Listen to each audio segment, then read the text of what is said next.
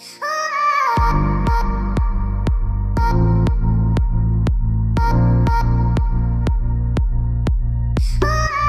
mamuni akwaba eba Melodies TV so. If you don't know what is happening, I'll give you a brief. Na na ya concern so. Earlier today, court a ruling on case bia ebeto womunim for close to 2 years ni. Now, answer ebeto us on the subscribe and click the notification bell no. And no and that screen so see we the latest news bia ba wonsa ebeka. Nti the year kano earlier today senior na year kano case bi ebeto court enim na case no ene se Kennedy Japan ekotena ni TV station wasanso ekotena ni radio station esanso kotena Adom TV ekeka nsem bia ensem fata efa eye Kweku Baako ene Anas ho na Kweku Baako obi enim se Anas Aremeya Anas investigative journalist no eye Kweku Baako ene training na eye anankofo kra eka se Kweku Baako no ono ane Anas no. A lot of people say that, but they are very close. Say Anas still works with Kweku Baako. Kweku Baako knows all the moves of Anas. Intino Kennedy Japan can send a form of say we need ya and ya fee any year bebo and some Kennedy Japan can fa Kweku Baako and Anas 2 years ago. Why we need ya now? Those things no. I've told you. Say Ghana has say. Kennedy Japan wakasa, he doesn't even need to provide proof. People will believe. Because people have this notion, say, Kennedy Japan, the obekibia in the cre. Ghana ha, a bit more have that notion. No? So, yes, people believe that Anas and Kweku Baako, we saw the way their reputation was dragged into the mud. We all saw it. Kennedy Japan, waka say, yeah, waka, say, Ane, and our silence, Anas was silence way. Nini na yen somewhere yoka. Now, it's here for. And no near there no court. I said no court for close to two years. And there you were ruling about. Now ruling by say you saying someone Kennedy Japan waka afa Kweku Baako ene Anas no Kennedy Japan went to me unko proving sem no e wo court. Ene Kweku Baako ye evil and the way you say why you say and someone wa kan nia wo mudu court went to me anko prove ne ho. When to me and for evidence, concrete evidence be anko court. Ama ye na ye hu say ensem no an wo kano na ne krabi wom anase ne krabia enim. Ene hu ti Kennedy Japan wodi ntwo e court ho. Na ansa na ruling krabe ba no em say senior na asem no e kono. Me sure say na Kennedy Japan ebia na ohun ne say da be senior asem ne kono ebi obelusu because ansa na ruling be ba no Kennedy Japan's council ordered for out of court settlement in the sense asem no yankon kan ofie now wo mo yasa wo mbekwa kokan asem no ofie no Kweku Baako na kasa ba bonten be ka say there were terms say yakokan asem no ofie dia and the nekre but you have to do this you have to do this it was say ebia obetina radio station so epa me chow say nsem a wokan wan kan ye sansem no because Kennedy Japan was the one who requested for out of court settlement. But Kennedy Japan and the boss one chobia, Kweku Baako na kasa na be boss. Ewo eye Peace FM. Now, no Kweku Baako here, and someone will be sano. Kennedy Japan wasn't willing to meet his demands. And I say, okay, asem no ye say ye train for court. Me to me asan so their court biom. And Kweku Baako san so their asem no court biom. Ate say ye ka say last month and ye ka say 26th of a year this month ruling beba.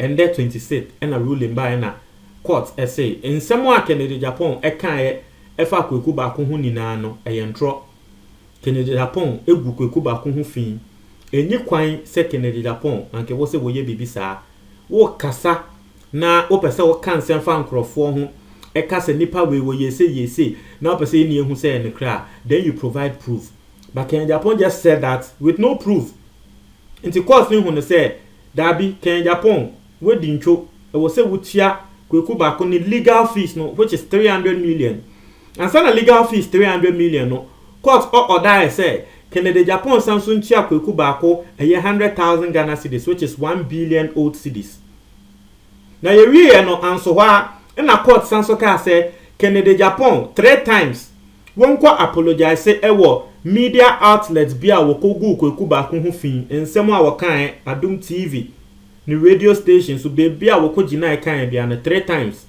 nti anopa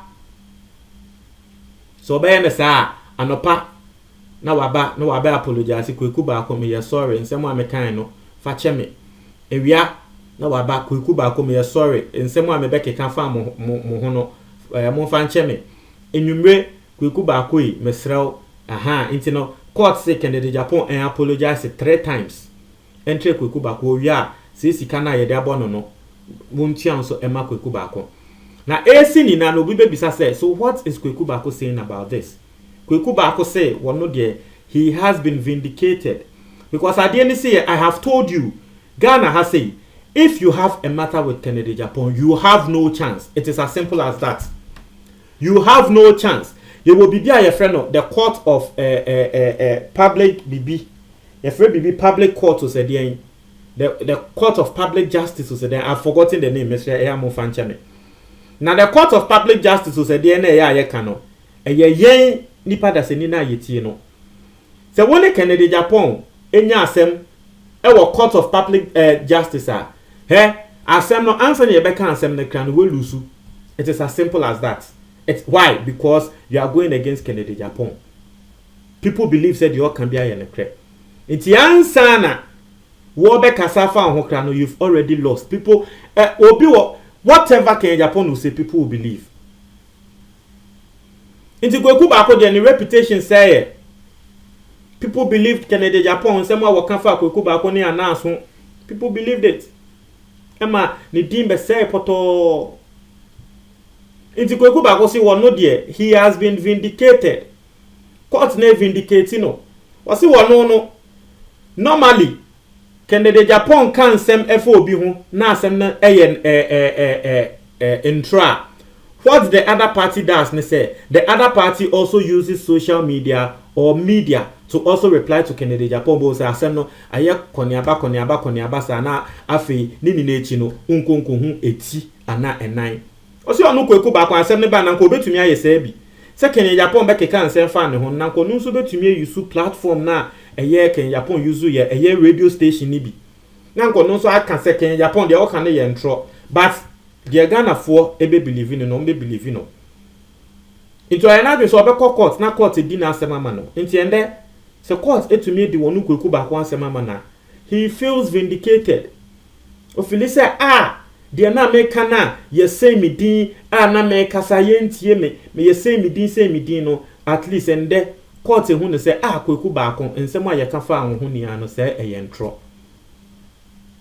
Into so wono de nani age say rule of law aye juma wo Ghana because ade asisi a AC wo Ghana too much obi sorry wakoti na radio so anyway why me say we aye nim say later obekwa kohwem kra no na asem na nya ne kre obi sorry anyway wa bo me pa obi abo pa say me later obekwa kohwem na asem ne kra nya ne kre aba bedane nsem bi wo Ghana ha say ase wan hwe ya me say sa ade we wo say yan fe ndi wa and now the obehu ni say bia nipa ko na ye ka ne ho asem ne indeed boy bad sao now so ye did do na wa woni mo ho na onim say wonye we na so obi abetina online kan say mo afa ho say wa ya ade we ya obehu ni say he ntwa to so ya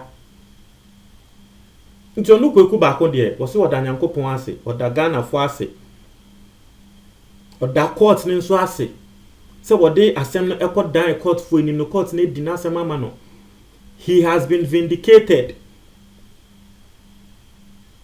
Asem o da hono na I've told you there are a lot of defamatory suits on Kennedy Japan. Kennedy Japan needs to be very very careful because asem Ghana has say senia bibi etino in the sense say ruling bi ba e ba bedane embra